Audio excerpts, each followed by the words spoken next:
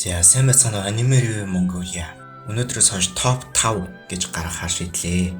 Энэ нь яах вэ гэхээр ямар нэгэн аниме зохиолч эсвэл студийг сонгож аваад тэрнийхээ тухай миний хувьд топ 5 нь ямар аниме байдаг вэ гэдэг талаар ярина. За тэгэхээр өнөөдөр сонгож авсан сэдв маань юу вэ гэхээр та биднийг одоо тэр цэцмаа 90-ад оныхныг хүүхэд байхад нь аниме гэж бүр ингээ юу гэдгийг мэддэггүй байхад бид нарыг аниме туртай болгож исэн тим зохиолч байгаа. Энэ хүн бол Miyazaki Hayao гэдэг хүн байна. Miyazaki Hayao нь болохоор 1941 онд төрсэн Ghibli студийн үүсгэн байгуулагчдын нэг байгаа. Энэ хүний зурсан анименууд дүрслэлүүд нь бүгдээрээ тийм айгу детальчилсан. Гэхдээ айгу нүдэнд зөөлөн таатай урамсгалыг тэгээ хамгийн гол нь realistic буюу ингээд айгу бодит мэдрэмжийг өгдөг ийм дүрслэлтэй аниме хийдгээр айгу алдартай хүн байгаа. Энэ хүний бүтээлүүдээс сонгож аваад тэгээд 5, 4, 3, 2, 1-р байранд гээд жигсаах надад үнэхээр хэцүү байлаа. Юу вэ гэхээр энэ хүний маань зохиолууд бүгдээрээ л мундаг. Энд ороогүй ч гэсэн бас оруулахыг хүссэн мундаг гой зөндөө анименууд байсан.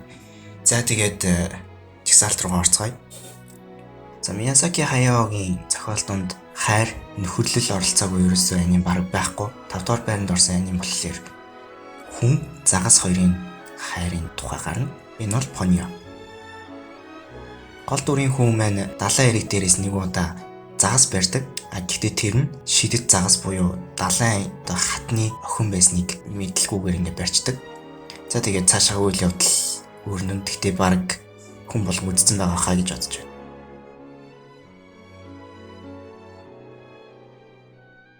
Дөрөвдүгээр байранд Howlin явдаг цайз.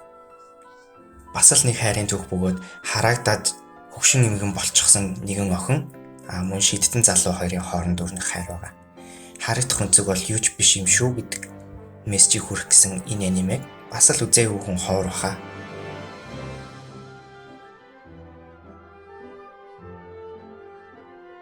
Гуравдугаар байранд миний хөш Тоторо.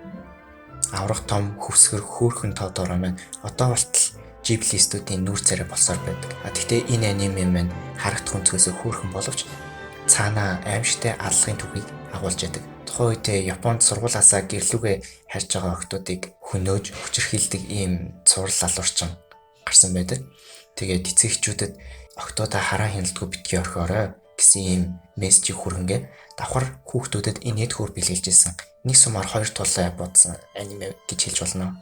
За үүний маш том илэрхийлэмж нь юу вэ гэхээр Тоторогийн мууран автобусанд эгчдүү хоёр суудаг явдал байгаа. Харин муур гэдэг бол маш олон шашин, маш олон улсад хөгсдийн ертөнцтэй холбогдож чаддаг амтан гэдгээрээ алдартай. За ингээд дараа нь эцэг эхийнхээ байгаа одоо эмнэлгийн гадаа очдог. Харин аав ээж хоёр нь цонхороо хараад хүүхдүүд минь биднийг хараад байгаа юм шиг санагдаад байх юм аа гэж хэлдэг байгаа.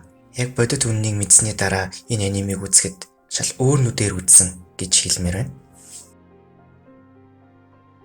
За жоохон аим шим ярьчлаа. Одоо харин 2-р байранд Mononoke гүнж. Аратнуудаар өсгүүлсэн нэгэн гүнжид хараагдсан нэгэн банд дурлаж байгаа тухай үйл явдал гардаг. Гэхдээ энэ анимений гол агуулга нь хайр дурлал гэхээсээ илүү өс хонзон, шунал тэгээд байгальчлалыг бас хайрлах тухай илүү их илэрхийлдэг юм шиг надад санагддаг. Тэгээд Miyazaki Hayao зохиолч маань хамгийн сүнслэг аниме гэж бодож байна. За тэгээд Mononoke гүнжийн тухай яг тэр Totoro шиг нарийн ширийн зүйлсийг ингээд ярина гэх юм бол бүр маш их юм болно. Тийм болохоор энэ удаад яг зорилго маань тэр биш болохоор зүгээр ингээд дуртаад өнгөрье. За 1-р байранд Spirited Away гэдэг аниме орж байгаа. За мэдээж үйл явдлыг бас надаар яриултгүй бүгдээр мэдж байгаа. Гэхдээ энэ анимений цаана ч гэсэн яг л Totoro шиг аюу гүн гүнзгий нууц түүхүүд бас зөндөө байгаа. За тэгээд ердөө нэг нь ингээд дуртаж хэлэх юм бол Эдогийн үед буюу эртний Японд болохоор ингээд Чихиро шиг тиймэрхүү одоо хаажгаа мэдгээ болчихсон төрч гэсэн охтуудыг халуусны газар ингээд ажилд авдаг.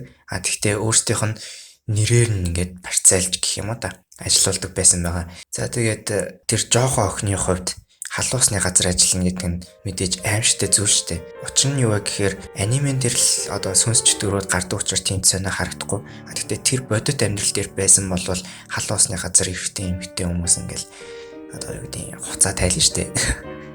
Энэ бол маш тийм бэлгийн дарамт хүчирхийлэл давхар ингээд болж болцсошгүй гэх мэтчлэнгээр иймэрхүү гүн гүнзгий сэдв айгүй их агуулсан юм байгаа. За тэгээд бас ярилгүй үлдсэн зөндөө зүйлүүд цаанаа байж байгаа.